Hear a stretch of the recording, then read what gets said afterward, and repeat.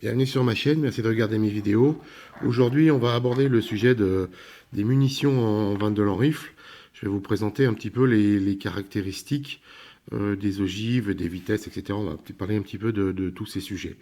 Alors, la première des caractéristiques de la 22, c'est son ogive. Alors, la tête de la 22, il existe plusieurs catégories de pointes.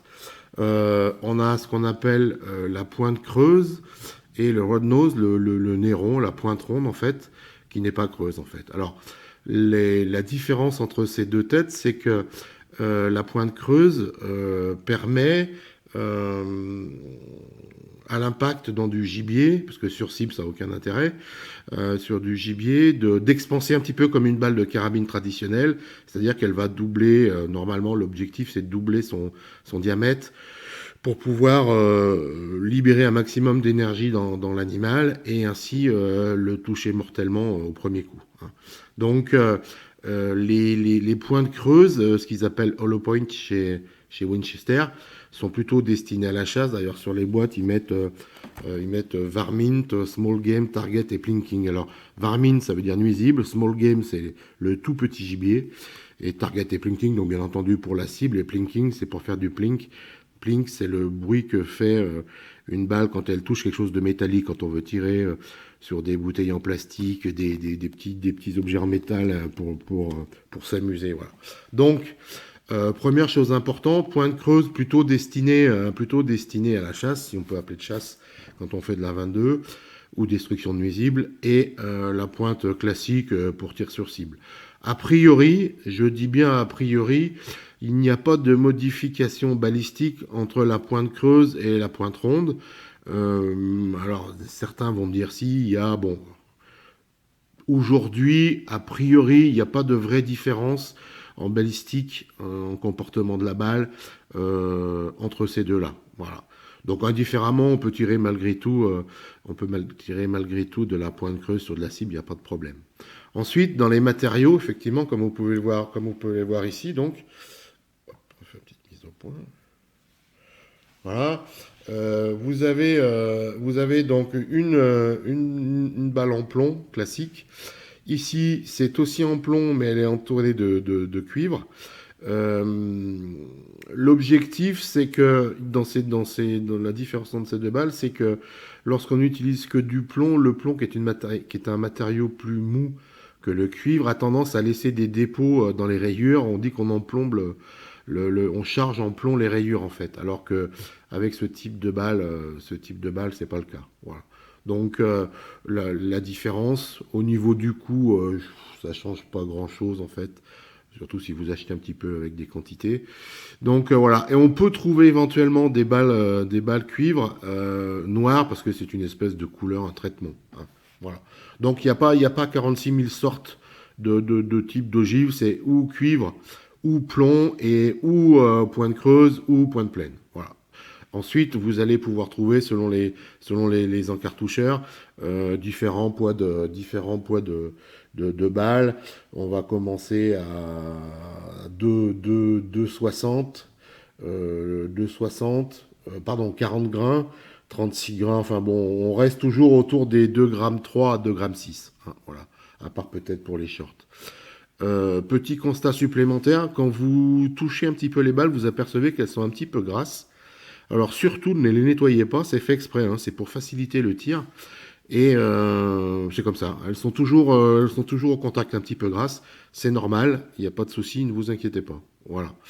Alors ça, c'était un petit peu sur les têtes. Maintenant, on va aussi parler de vélocité et de subsonique. Alors la subsonique, c'est un grand... c'est un grand moment. Alors, on nous propose des subsoniques.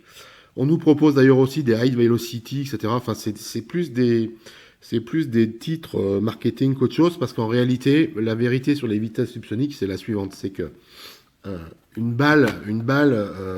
vitesse de son, pardon, aujourd'hui, c'est 340 mètres secondes.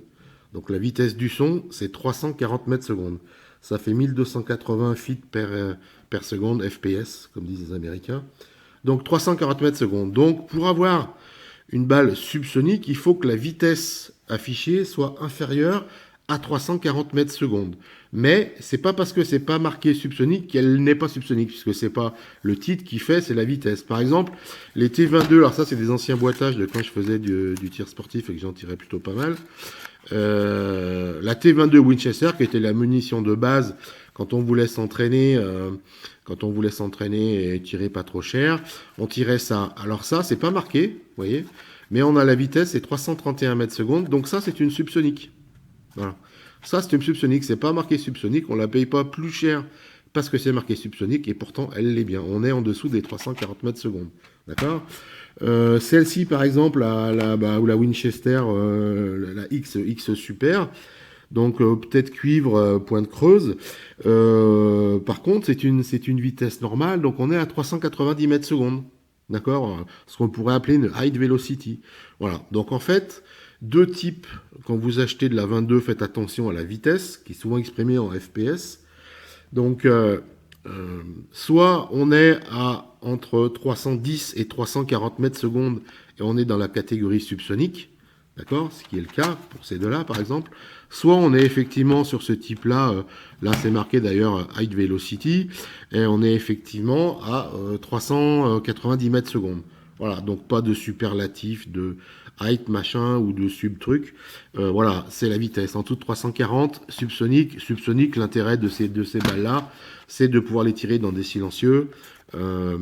Et ça fait beaucoup moins de bruit. Si vous tirez une rapide, c'est-à-dire au-delà de 340 mètres secondes, dans une carabine équipée d'un silencieux, d'un modérateur de son pour être précis, ça fera exactement le même bruit que si vous l'aviez pas en fait. Donc c'est un vrai choix, ça sert à rien. Si vous avez une 22 que vous tirez en club, ben vous pouvez tirer ce type de balle, il n'y a aucun souci. Maintenant, si vous voulez tirer faire un peu moins de bruit et plus discret, ben voilà, vous pouvez tirer des subsoniques et en dessous de 340 mètres secondes, et à ce moment-là, vous ferez moins de bruit. D'accord. Voilà. Alors on a, pour la petite histoire, on a aussi les shorts Magnum qui sont, je vais vous montrer la différence de taille, qui sont moitié, oups, j'ai fait tomber, voilà, qui sont moitié plus petites, d'accord, quasiment, enfin pas tout à fait, mais presque. Donc elles sont nettement plus petites que la 22 normale. Là, elles sont à 200, de mémoire, 240 mètres secondes. Hein. Donc effectivement, forcément, il y a moins de poudre. Et par contre, là, c'est vrai qu'avec un silencieux, du coup, ça fait même moins de bruit qu'une arme à air comprimé, carabine air comprimé qui va claquer de façon un petit peu mécanique. Voilà, là, on est sur du 28 grains, alors que d'habitude, on est sur du 36 à 40. Donc effectivement, c'est nettement plus léger aussi. Voilà. Ça, c'est 10-15 mètres, voilà, quoi. C'est vraiment... ce genre de... Alors, elle n'est pas forcément recommandée par les spécialistes parce qu'ils disent que comme elle est plus courte, elle a tendance à mettre encore plus, charger encore plus les rainures des canons. Donc bon, ça, de temps en temps, mais pas souvent quand même. Voilà. Donc petite remarque d'ailleurs sur la marque Sellier Bello, on va parler un petit peu des marques. Sellier Bello, dans tous les calibres et dans tous les types de munitions, ils sont toujours les moins chers. Faut pas se leurrer, c'est où vous en avez aussi pour votre argent. C'est, je dirais quasiment la plus basse qualité qu'on puisse trouver. C'est pas très intéressant quand on fait du tir à la 22, comme on chasse pas normalement avec, mais qu'on fait de la précision du tir sur cible. Le but du jeu, c'est d'être précis, c'est-à-dire de faire des groupements. Hein. Si on fait pas de bons groupements, ça sert à rien. Alors, avec ces munitions-là, en principe, de temps en temps, enfin assez régulièrement, il y en a une qui va s'en aller, qui va monter 10 cm à droite, à gauche, dessous, bref. Donc, c'est vraiment les moins chers en principe, mais c'est vraiment aussi la plus mauvaise qualité, on va dire. Voilà, c'est pas vraiment intéressant si on veut tirer à 25-50 mètres. Plus on va tirer loin, moins c'est précis. Hein, voilà. On a les marques RWS, évidemment, qui sont les marques les plus réputées, que ça soit en petit calibre, soit en 22, donc le 5,56 par 15, soit en plomb, en 4,5, parce que le plomb aussi, ils sont très très bons, très précis. Ils sont beaucoup plus chers aussi, hormis la subsonique qui est à peu près dans des prix, qui est des prix à peu près raisonnables. Les plombs aussi sont nettement plus chers que les plombs en 4-5 classiques, mais c'est du top qualité. Il faut savoir que souvent, quand moi je tirais en arme de poing, on tirait de la T22 à l'entraînement, mais quand on faisait une compétition, on passait sur des munitions type RWS qui sont nettement plus chères, mais sur lesquelles on fait de bien meilleurs groupements. On n'a pas de risque qu'il y ait un flyer, qu'il y en ait un qui parte à droite ou à gauche. Voilà. Pour la petite histoire, la subsonique de chez RWS, elle est à 315 mètres secondes. Hein. Donc 315 mètres secondes, celle-là 331. On est bien effectivement en dessous des 340, donc on est bien dans le subsonique, en dessous de la vitesse du son. Après, moi, ma préférence sur ce type de munitions, malgré tout, ça reste Winchester. C'est vrai que Winchester, ils ont une très large gamme de munitions.